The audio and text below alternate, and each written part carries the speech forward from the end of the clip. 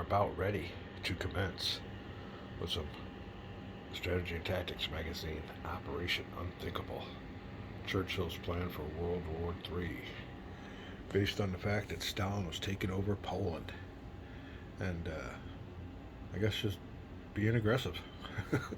Who was he fooling? Tell us something we didn't know. All right. Well, anyway, the U.S. forces or the Allies are locked in. I've been looking over their deployment. We will make one note though.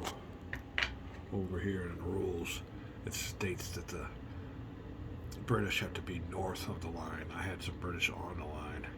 I had to move them back some. But yeah, British north of the line, Americans south of the line, nobody on the line. So I guess it's could be a little no man's land. But there you go, there you go. We are set up. And you can just imagine that the Russian forces got a little bit of recon. They're probably radioing back. And down here in the south, there's a lot of armor. You come on up here, this guy might radio back that, hey, I got some free spots here. So as the opponent would be looking at the map and see what's going on. But this is it. Now there will be another move here called the Soviet Maskurvka.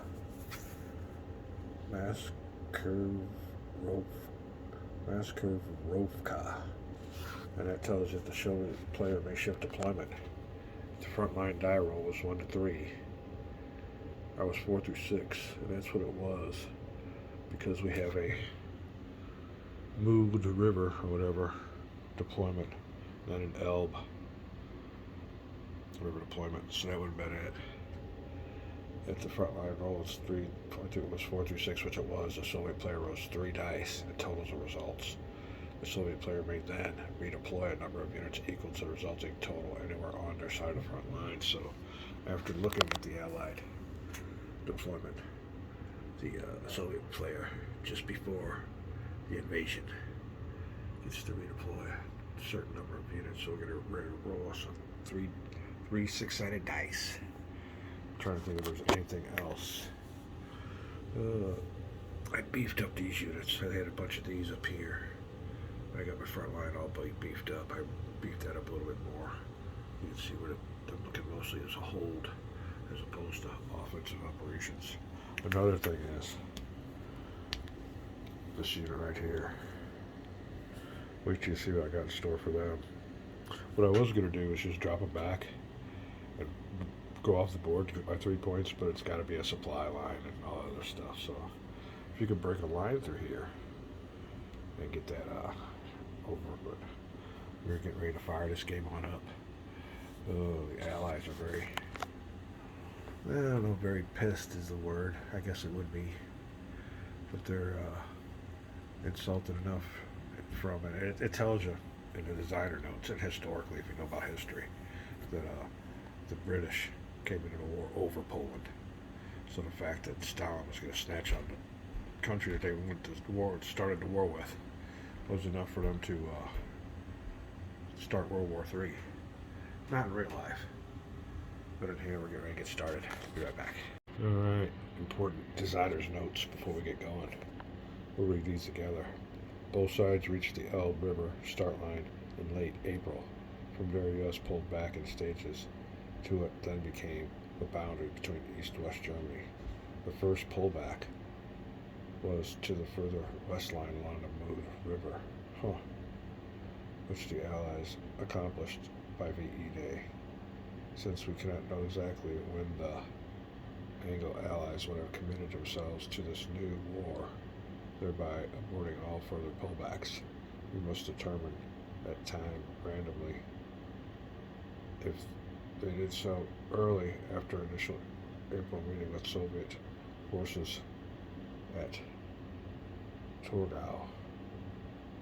That would in turn have given the Soviets that much more time to understand what was being prepared for them and put their usual Maskurovia deception operations into effect sooner. A similar effect takes place when conducting Soviet reinforcements. Die roll 6.1. All right. Oh, let me read that again.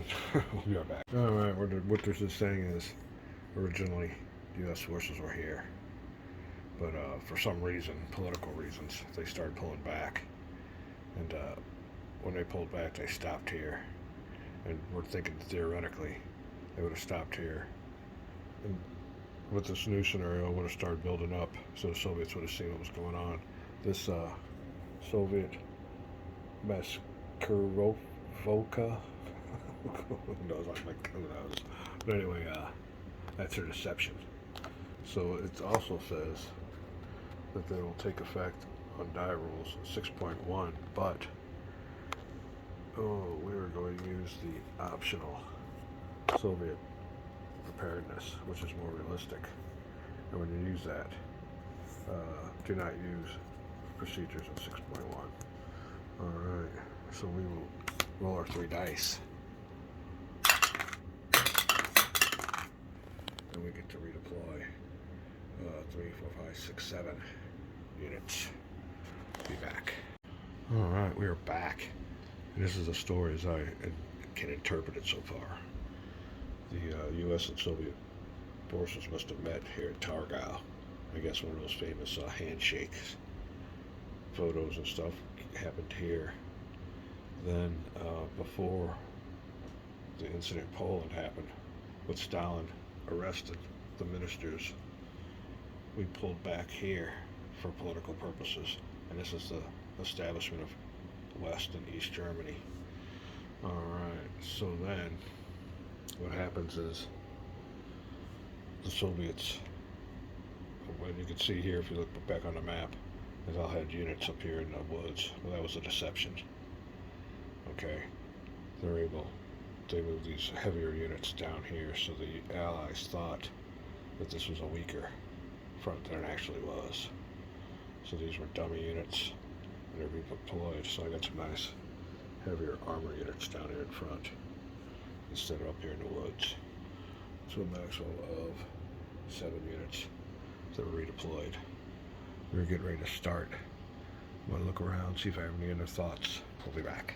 Alright, another note is we also have the Allied 1st Airborne Army. It's represented by these guys, by these units. I could drop 1 unit there with strength of 32. Or for some reason I break them up, but it looks like they're still a division. So I don't know.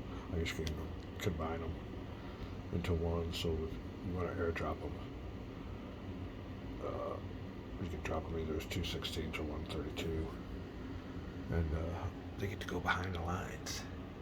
We will see how that works. We're getting ready to start the invasion. Looking over some things, looking over the rules, making sure we're doing it by the book. We're back. Alright, we're getting ready to start it up. I want to look more commentary on that Soviet. Let me get that name right real quick. I hate this. But it's their deception. That is the Soviet Maskurovka.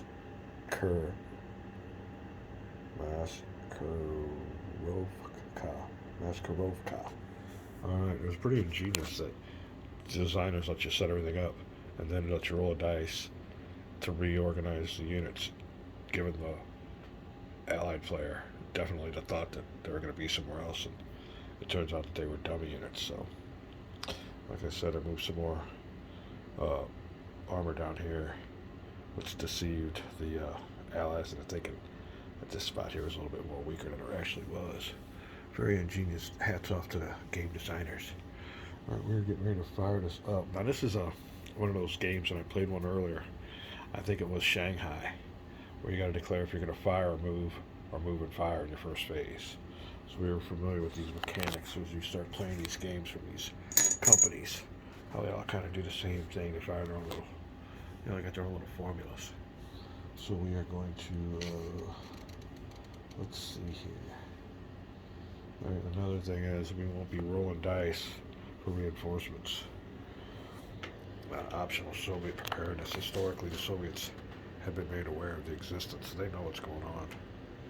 All right, the Soviet player replaces all reserve units in any supplied East Map edge. Hex during the Soviet reinforcement phase of turn 1. We're not there yet. These units may move and conduct combat on turn 1, so they're all coming in on turn 1.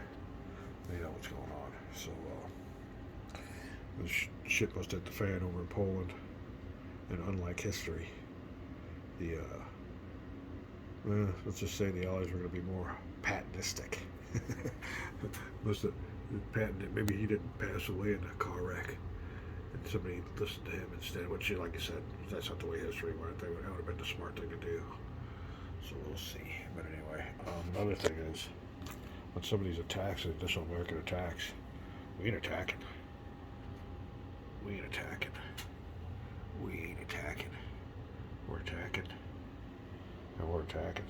Which definitely will be a tip to a Soviet player what our plan will be. We'll see what their response is. But, we are at third sequence. And,